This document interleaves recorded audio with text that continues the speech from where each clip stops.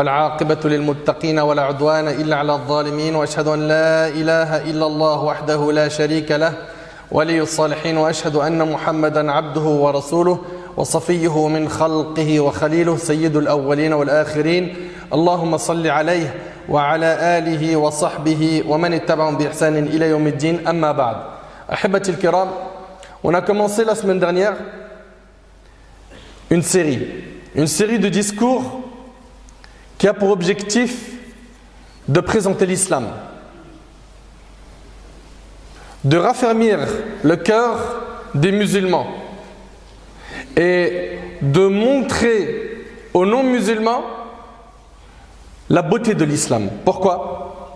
Parce que comme vous le savez, nous vivons une période où on parle beaucoup d'islam. On parle énormément d'islam dans les infos, dans les journaux, dans les médias, dans les réseaux sociaux. Et combien malheureusement on entend des mensonges, des calomnies. Et donc, la meilleure des manières de répondre à toutes ces vagues qui déforment notre religion, c'est d'exposer cette magnifique religion et de montrer son contenu à ceux qui nous entourent. Et on a commencé la semaine dernière par parler de l'islam et son rapport avec les animaux. C'était le premier discours. Et aujourd'hui, avec l'aide d'Allah, on va voir comment l'islam nous demande de nous comporter envers les humains. Et aujourd'hui, je vais me concentrer sur 3 catégories de personnes. Les personnes âgées, les enfants et les femmes. Puis, dans les prochains discours, Inch'Allah, on traitera de l'islam et son rapport avec les non-musulmans, l'islam et le voisinage et énormément de sujets qui sont très importants. Mes chers frères, mes chères sœurs, l'islam accorde énormément d'importance au bon comportement et au respect. L'islam nous impose de respecter les personnes âgées. Selon Jabir ibn Abdillah, ce compagnon qu'Allah l'agrée, il rapporte que le messager de Dieu, paix sur lui, a dit: celui qui n'est pas clément avec les autres, Dieu ne l'est pas avec lui. Dans un premier temps, on voit quoi? Que celui qui n'est pas clément avec les gens, Dieu n'est pas clément avec lui. Donc quand on vient nous dire votre religion, elle appelle à la haine, etc., et tout ce qu'on entend, regardez dans nos sources ce qui est dit. Celui qui n'est pas clément avec les autres, Dieu n'est pas clément avec lui. L'importance des personnes âgées en islam et leur statut particulier a été rapportée dans de nombreux récits et on va en voir quelques-uns. Tout musulman se doit d'être bon envers chacun, mais il doit redoubler de patience et de bonté avec les personnes qui lui sont plus âgées. Gardons à l'esprit qu'un jour, si Dieu le veut, nous serons également des personnes âgées, désireuses d'être entourées de jeunes pleins de bonté. Anas, ce noble compagnon qu'Allah l'agrée, rapporte que le messager de Dieu, paix sur lui, a dit: il n'y a pas un jeune qui honore un vieillard à cause de son âge sans que Dieu ne l'honore lorsqu'il atteint l'âge de la vieillesse. Vous êtes attentifs? Il n'y a pas un jeune qui honore un vieillard à cause de son âge sans que Dieu ne l'honore lorsqu'il atteint l'âge de la vieillesse. C'est rapporté par Tirmidhi. Et Anas ibn Malik, qu'Allah l'agrée, a dit: un vieillard est venu voir le prophète, paix sur lui. Mais les gens présents mirent beaucoup de temps à lui céder le passage. Soyez attentifs et essayez d'imaginer la scène. Les gens qui étaient présents, ils ont mis du temps à lui céder le passage. Le prophète, paix sur lui, dit alors: ne fait pas partie de notre communauté. Celui-là qui ne se montre pas clément avec notre petit et n'honore pas notre grand. Et n'honore pas notre grand. Notre religion accorde énormément d'importance au respect des personnes âgées. Et ce qui me fait plaisir, c'est qu'on le voit.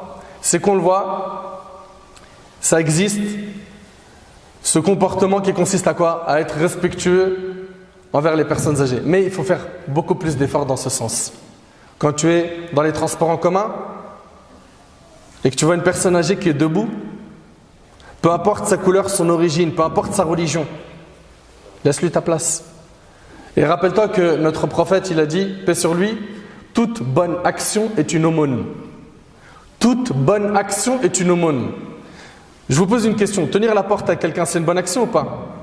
C'est une aumône. Laisser sa place à quelqu'un dans le bus ou dans le métro, c'est une bonne action ou pas? C'est une aumône. Aider quelqu'un à porter ses courses parce que c'est très lourd, parce que la personne, elle est faible, elle est âgée, c'est une bonne action ou pas? Oui, c'est une aumône. On a la possibilité de gagner énormément de bonnes actions en étant bon envers les gens qui nous entourent. Mais quand je dis les gens, même les animaux. Donner à boire à un animal, c'est une bonne action ou pas? Oui, c'est une aumône. Arroser une plante, c'est une bonne action ou pas? Oui, c'est une aumône.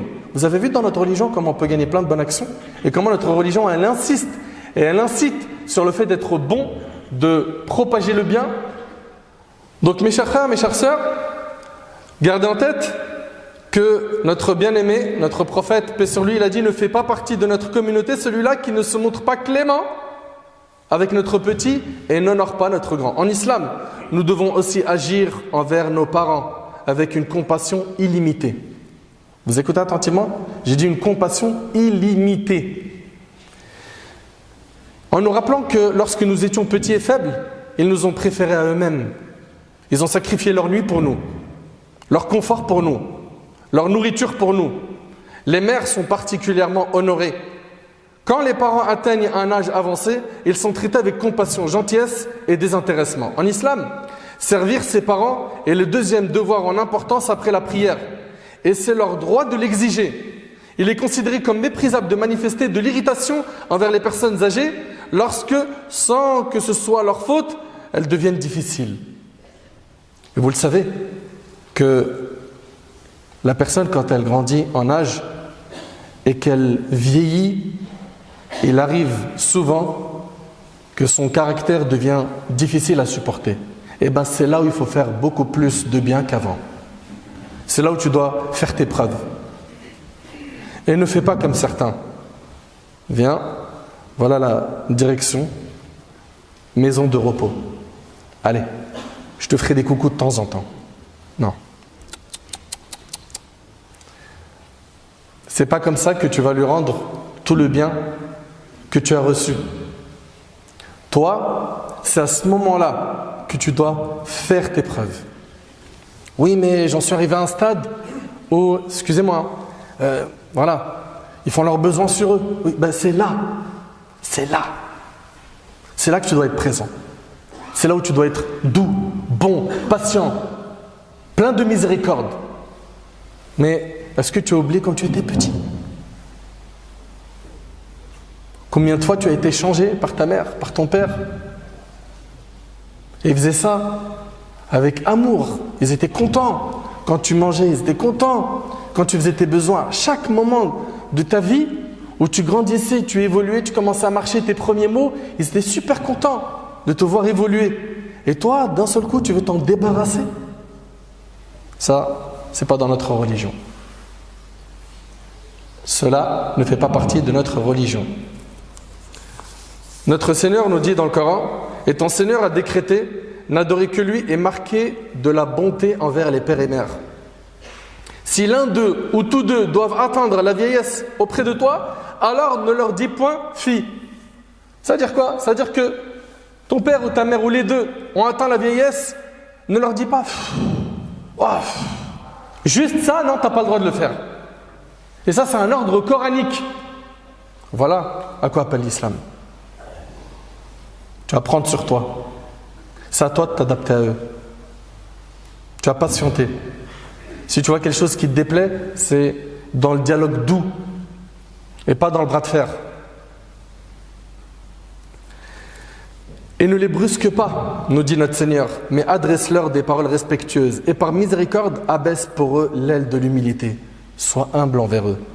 Et dis, ô mon Seigneur, fais-leur à tous deux miséricorde, puisqu'ils m'ont élevé lorsque j'étais tout petit. Le respect dû à la personne âgée consiste à l'écouter attentivement. Vous écoutez? Notamment lorsqu'elle nous prodigue des conseils, à satisfaire ses demandes, à ne pas lui couper la parole, à lui rendre service, à lui consacrer toute forme de respect et à ne pas la blesser par des mots blessants. Voilà ce que dit l'islam concernant les personnes âgées. Concernant les enfants, selon Abu Qatada, que Dieu l'agrée, le messager de Dieu, paix sur lui, a dit « Je me lève pour la prière avec le désir d'y prolonger la lecture. » Écoutez bien, le prophète, c'est l'imam des musulmans. D'accord? Il se tient debout pour diriger la prière et il a derrière lui des fidèles. Et il a l'intention au début de prolonger la lecture, la récitation du Coran. Il dit « J'entends alors un enfant qui pleure. J'entends alors un enfant qui pleure et j'allège ma prière par pitié pour sa mère. » Vous entendez? Est-ce que vous êtes attentif? Il allège la prière, c'est-à-dire quoi? Il avait l'intention de réciter longtemps. Il diminue la récitation, pourquoi? Parce que la mère qui entend son bébé qui pleure, ça lui fait mal au cœur. Donc il se hâte de finir la prière pour que sa maman ne souffre pas des pleurs du bébé. Abu Huraira, qu'Allah l'agrée, a dit, le prophète, paix sur lui, embrassa une fois son petit-fils, Al-Hassan ibn Ali. Il a embrassé son petit-fils. Qui? Notre prophète, Mohammed, paix sur lui. Al-Aqra ibn Habis lui a dit, j'ai 10 enfants et j'en ai jamais embrassé aucun. Il lui a dit, j'ai 10 enfants, j'en ai jamais embrassé un parmi eux. Le messager de Dieu, paix sur lui a dit, celui qui n'est pas miséricordieux ne reçoit lui-même aucune miséricorde. Celui qui n'est pas miséricordieux ne reçoit lui-même aucune miséricorde. Et c'est rapporté par Bukhari Muslim. Et selon Abdullah ibn Amr, que Dieu l'agrée, le messager de Dieu, paix sur lui, a dit, ceux qui sont miséricordieux, Dieu sera miséricordieux envers eux. Soyez miséricordieux envers les habitants de la terre, celui qui est dans le ciel sera miséricordieux envers vous. Si vous faites preuve de miséricorde envers les gens, sachez que Dieu vous fera miséricorde. Et c'est rapporté par Abu Daoud. Notre bien-aimé prophète, paix sur lui, il était très tendre avec les enfants et s'amusait avec eux. Anas, que Dieu l'agrée, dit, le prophète, paix sur lui, était celui qui possédait le meilleur des comportements. J'avais un frère que l'on nommait Abu Umayr. Le compagnon, Anas, il avait un frère qui s'appelait Abu Umayr. Et lorsque le prophète, paix sur lui, venait nous voir et le voyait, il lui disait pour le taquiner, dis-moi, Abu Umayr, qu'a donc fait le petit Nourayr? Et un Nourayr, c'était son petit oiseau. Il venait voir un enfant et il lui demandait des nouvelles de son petit oiseau. Et on sait à quel point notre prophète, paix sur lui, il était pris par énormément de responsabilités. Il avait énormément de responsabilités. Il était occupé par plein de tâches. Et avec cela, il trouve le temps de donner de la considération aux enfants. Il les saluait. Il jouait avec les enfants. Il avait de la miséricorde. Une fille est venue lui tenir la main et elle l'a pris et elle est partie avec lui. Il l'a suivi sans lui demander tu m'emmènes où. Il n'a pas dit attends, moi je suis le prophète, j'ai pas le temps. D'abord dis-moi tu vas où petite fillette. Il l'a suivi. Quelle modestie, quelle humilité, quel excellent comportement. Abu Huraira, que Dieu l'agrée, raconte, j'ai vu de mes yeux et entendu de mes oreilles le messager de Dieu, paix sur lui, prendre la main de Al-Hassan, que Dieu l'agrée, ou Al-Hussein, que Dieu l'agrée, et je crois qu'il s'agissait plutôt d'Al-Hussein. Il lui mit les pieds sur les siens et commença à le hisser sur ses jambes et ses cuisses en disant « Monte, monte mes petits yeux ». Regardez l'amour qu'il a pour son petit-fils. « Monte mes petits yeux ». Ça c'est le prophète de l'islam. En s'exécutant, Al-Hassan ouvrit la bouche, alors le prophète, paix sur lui, l'embrassa, puis dit « Seigneur, je l'aime, alors aime-le, et aime celui qui l'aime ». Et c'est rapporté par Al-Bukhari et d'autres. Vous avez vu notre prophète, comment il se comportait avec les enfants? L'islam est une religion qui respecte la femme. La femme est considérée dans notre religion comme la moitié de la société et c'est elle qui met au monde l'autre moitié. La femme est importante dans notre religion. À un point où notre prophète, il était dans un jour très important et il est en train de faire un discours devant plus de 100 000 compagnons. Et il est en train de donner ses dernières recommandations. Et parmi ses recommandations, il a dit « Craignez Dieu envers les femmes ». Craignez Dieu envers les femmes. Avant de mourir, c'était aussi sa recommandation « Soyez bons envers les femmes ». La femme avant l'islam, comme vous le savez, on ne la considérait pas. Et l'islam a élevé son rang. L'islam l'a honorée. L'islam lui a donné tous les droits qu'elle possède actuellement. On a une sourate qui porte le nom d'une femme. La sourate 19. Sourate Maryam, Marie, la mère de Jésus, Isa. On a une sourate qui s'appelle Sourate An-Nisa, la sourate les femmes, la sourate 4.